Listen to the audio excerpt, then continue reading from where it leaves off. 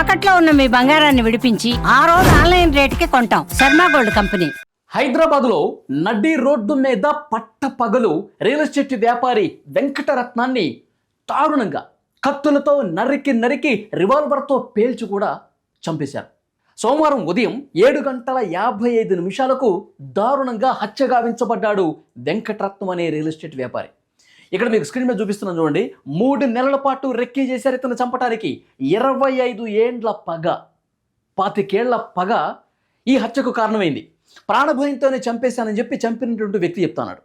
అసలు ఏంటి స్టోరీ? ఎందుకు సోమవారం ఉదయం రోజు నడ్డి రోడ్డు మీద పట్టపగలు అందరూ చూస్తుండగా అంత దారుణంగా ఈ రియల్ ఎస్టేట్ వ్యాపారిని చంపాల్సినటువంటి అవసరం ఎందుకు వచ్చింది? పూర్తి కథలోకి వెళ్తే పోలీసులు ఇస్తున్నటువంటి ఇన్ఫర్మేషన్ ప్రకారం 25 సంవత్సరాలు మనం వెనక్కి వెళ్ళాలి. ఇప్పుడు ఇతనికి 54 సంవత్సరాలు హత్య చేయబడినటువంటి వ్యక్తి, హత్యకు గురైనటువంటి వ్యక్తికి 54 సంవత్సరాలు అంటే 25 ఏళ్ళు వెనక్కి వెళ్తే అతనికి ఆల్మోస్ట్ 27-28 సంవత్సరాలు ఉంటాయి. ఆ సమయంలో 25 ఏళ్ల క్రితం సుదేశ్ సింగ్ అనే వ్యక్తి దగ్గర అతను ఒక చిన్న ఏవి ల్యాండ్ సెటిల్మెంట్స్ ఇవన్నీ చేస్తూ ఉండేవాడు. పేరు మోసినటువంటి ఆ సమయంలో లోకల్గా ఒక రౌడీ షీటర్గా పేరుంది సుదేశ్ సింగ్ అనే వ్యక్తి. అతనికి ఈ వెంకటరత్నం అనే వ్యక్తి అతని దగ్గర పనిచేసేవాడు. అతనికి కుడి భుజంలాగా నమ్మిన బంటులాగా పనిచేసేవాడు 25 ఏళ్ల క్రితం ఈ వెంకటరత్నం అనే వ్యక్తి. అతను ఈ భూములకు సంబంధించి తర్వాత ఆస్తులకు కొన్ని సంబంధించి బినామీగా పెట్టాడు. ఎందుకంటే అప్పుడు సుదేశ్ సింగ్ దగ్గర ఇతను చాలా నమ్మకంగా ఉన్నాడు కదా. అన్నా నువ్వు ఎట్లా చెప్తే అట్లా, అన్నా నువ్వు నాకు ఏ పని అప్పగిస్తే ఆ పని నీకోసం నేను చేసి పెడతాను, నువ్వు ఎటు వెళ్ళమంటే అటు వెళ్తాను అని చెప్పి అంత నమ్మకంగా సుదేశ్ సింగ్ దగ్గర వెంకటరత్నం అనే వ్యక్తి పనిచేశాడు, కుడి భుజంగా ఉన్నాడు.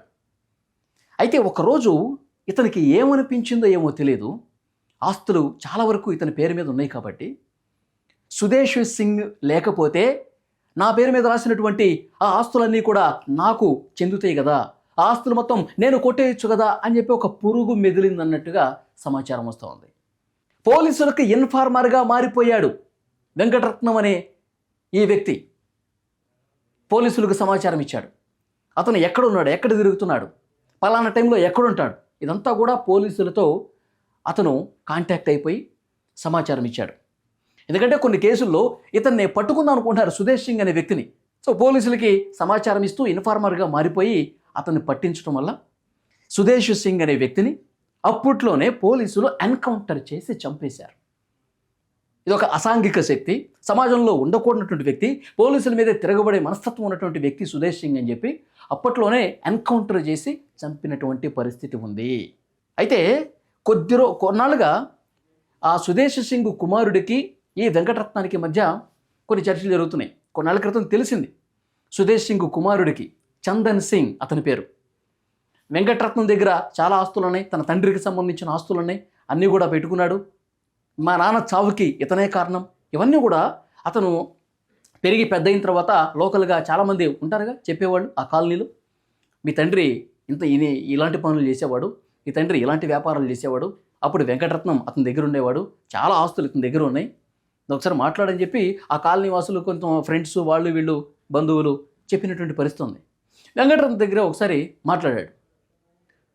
ఆస్తుల్లో నాకు కూడా కొంత భాగం వస్తుంది, నువ్వు అట్లా మోసం చేయకని చెప్పి మాట్లాడాడు.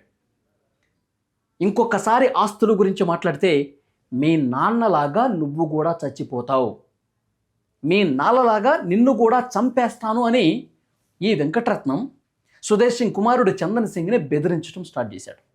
ఇప్పటికే 4 సార్లు బెదిరించాడంట ఫోన్లలో.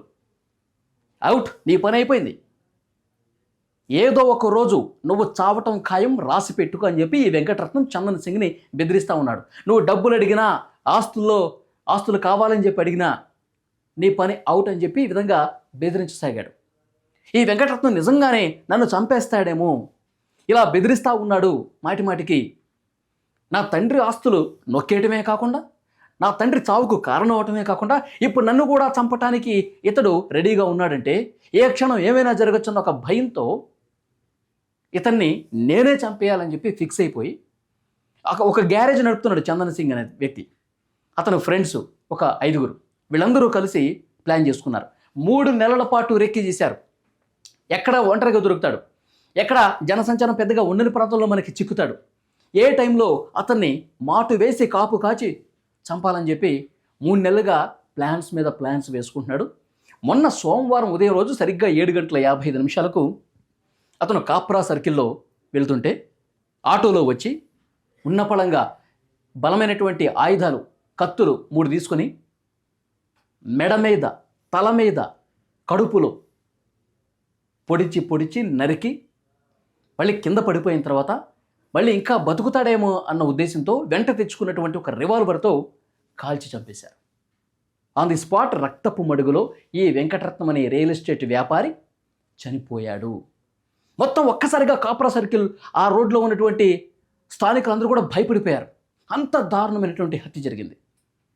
ఆటోలో వెంటనే వచ్చి ఒక్కసారిగా 4-5 మీద పడిపోయి కత్తులతో దాడి చేసి రివాల్వర్తో పేల్చి ఈ సంఘటన అక్కడ స్థానికులు కొంతమంది ప్రత్యక్ష సాక్షులు చూసి ప్రత్యక్షంగా దీన్ని చూసిన వాళ్ళు భయపడి పరిగెత్తారు. ఏం జరుగుతుంది, ఏంది ఇంత దారుణంగా చంపుతున్నారంటే, ఇంత దారుణంగా కత్తులతో దాడి చేస్తున్నారంటే అక్కడ జనాలకి ఎవరికి అర్థం కాల. తర్వాత పారిపోయారు. ఏ ఆటోలో అయితే వచ్చారో ఆ ఆటోలో పారిపోయినటువంటి పరిస్థితి ఉంది. తర్వాత 2 రోజుల తర్వాత ఇప్పుడు గోషామహల్ పోలీస్ స్టేషన్కి వాళ్ళే వచ్చి లొంగిపోయారు. ఇది 25 సంవత్సరాల క్రితం మా నాన్న చావుకి ఈ వెంకటరత్నం కారణమయ్యాడు, నన్ను కూడా బెదిరిస్తూ ఉన్నాడు, అందుకే నేను చంపేశానని చెప్పి ఇప్పుడు చెప్తా ఉన్నాడు పోలీసులకి చందన్ సింగ్ అనే వ్యక్తి. అందరూ కూడా పోలీసుల అదుపులోనే ఉన్నారు.